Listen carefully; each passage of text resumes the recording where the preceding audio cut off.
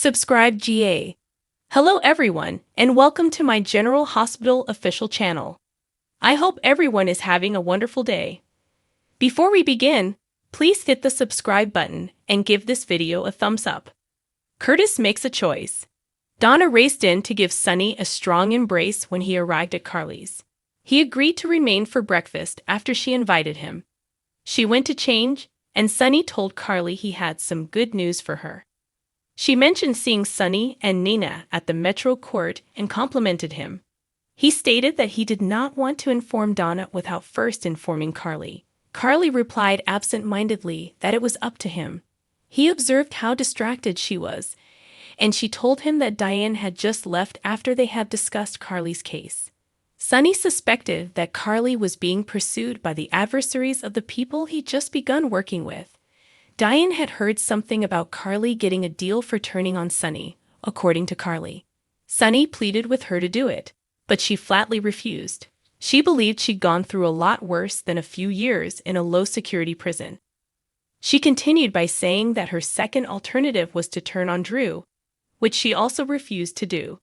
Donna returned, and Sonny informed her that he needed to speak with her about some upcoming changes. Nina resolved at Sonny's that she would do anything she could to keep Carly out of her way. Ava, who was hesitant, warned her about the risks but persisted on being on Nina's side. She was curious about Nina's idea. Nina wanted Drew to believe Carly was going to turn on him, so he would turn on Carly first. Nina felt he just needed to hear the information from someone he trusted, and Nina had someone in mind. Ava wasn't sure how viable the plan was, but Nina figured he just needed to hear it from someone he trusted. TJ left a voicemail for Molly, apologizing and saying he loved her. He begged her to call or come home. After he hung up, there was a knock on the door, and he was surprised to see Stella. She could sense something was bothering TJ once she entered the flat, so she inquired. TJ told her that he and Molly had been attempting to conceive, but that medical challenges might make it impossible. He went on to say that all he'd done was put his foot in his mouth and pondered what he could do.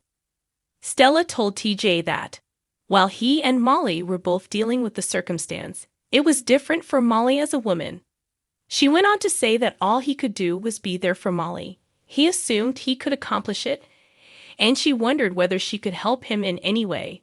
"Distract me," he said, and inquired as to why she had returned to town.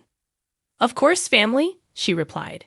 When she inquired about Curtis and Portia, he confessed that they did not live together.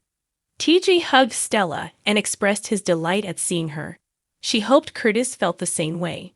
She left after telling TJ that love was always worth fighting for. Molly sobbed her way into Alex's house and hugged her mother. Molly informed Alexis, Sam, and Christina about her diagnosis of endometriosis. She went on to say that it wouldn't kill her, but she might never be able to have a child. Christina continued to discuss the various alternatives Molly and TJ had, but Molly yelled, "Stop," and ran outside. Alexis followed Molly out the door. "Go ahead, tell me what I did wrong because you're so good at it," Christina joked to Sam. Sam apologized for ruining Christina's celebration, and Christina recognized that Sam had decent points. Sam admitted that sometimes encouraging was preferable to trying to cure things, and Christina recognized that she had made the same error with Molly. Sam said that Molly was blaming herself because her body had deceived her. Christina pondered what would happen if Molly never had the opportunity to become a mother. Sam said that they would always have Molly's back. Alexis sat down next to Molly on the step outdoors, and Molly expressed her frustration. When Alexis inquired about TJ, Molly regretted that she'd screwed up with him. Alexis was certain that the couple will figure things out together over time. The two returned inside a short time later. Christina apologized profusely and informed Molly that she was available to her for whatever she required. Sam went on to say that they were always on Molly's side. As they all hugged, Molly expressed her gratitude for the family she already had, even if she wasn't able Portia at the hospital that she was not the person Portia thought she was. Curtis got out of the elevator just then. Portia followed the nurse away when she asked her a question. Curtis inquired as to what he'd walked in on, and whether Jordan was planning to say anything to Portia about their kiss. Jordan admitted that she had thought about it. Curtis quickly excused himself when Anna approached.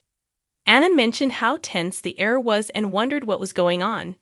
Jordan eventually told Anna everything that had happened with Curtis. She bemoaned the transition from ex to dirty little secret. Curtis, Anna reasoned, was attempting to negotiate the situation without causing harm to anyone, which Jordan described as impossible. Jordan debated whether she should give up or pursue her goals. She questioned if she had the right to do so, particularly if it meant destroying the life of another woman. Curtis approached Portia and inquired about us. He stated that his time in Greenland had left him thinking, and he didn't want anything to go unspoken between them. They were in her office a few minutes later, and he told her that he didn't want the limbo they were in to last any longer. He wanted to see whether he could make things work. She inquired warily as to what it entailed, and he answered that he intended to return, albeit in the guest room. She decided to do whatever it took to re-establish a family. Curtis Ashford returns to Portia's house. Curtis Ashford proves in the General Hospital recap that he can go any way the wind blows. Highlights from General Hospital. Curtis demonstrated in this episode that he has no idea which woman he truly desires, while Portia and Jordan pined for him. Sonny informed Carly of his engagement, while Nina attempted to find another means to ensure Carly's incarceration. Molly finally burst into tears in front of her mother and sisters, while TJ was comforted by Aunt Stella. Let's delve a little deeper into the details now. Curtis Ashford should be single.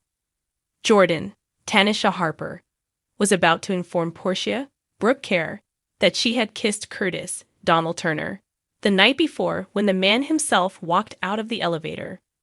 Portia was called away after some small talk, allowing Curtis to advise Jordan not to tell Portia about the kiss.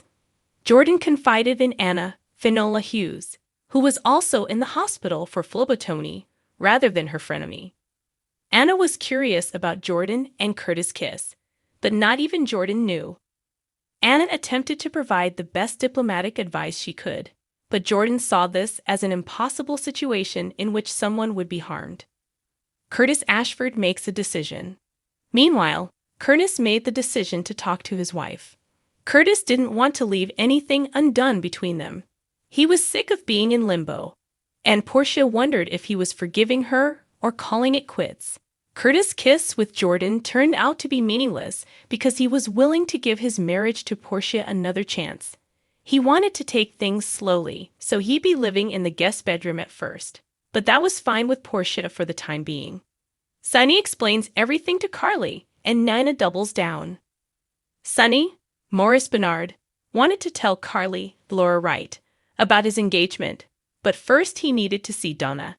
When Donna exited the kitchen, Carly informed Sonny that she had already heard his news because she had seen him and Nina, Cynthia Watrous, celebrating the night before at the Metro Court. Carly appeared to be unconcerned, but Sonny insisted on talking. He was concerned that the SEC was pursuing Carly in order to find him. Carly was still convinced that Ned was the perpetrator, but she also added that Diane had asked her to provide information against Sonny to the feds. Surprisingly, he assured her that she could do it and that he would only fight the charges. Carly was utterly opposed to the notion, but she was thinking of turning Maura West, that the only way she could remove Carly out of her life was for the SEC accusations to stick. Ava was still convinced Nina was toying with fire. Nina only wanted to know why Carly got the happy ending while she got nothing.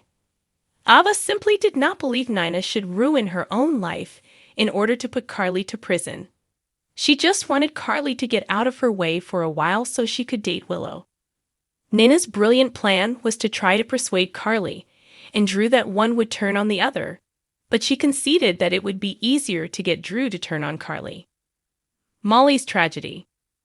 When Aunt Stella, Vernie Watson, paid TJ, Taj Bello, a visit, he was sick with worry over Molly. He was overjoyed to see her and told his aunt about Molly's situation. so Stella volunteered to be a shoulder to cry on.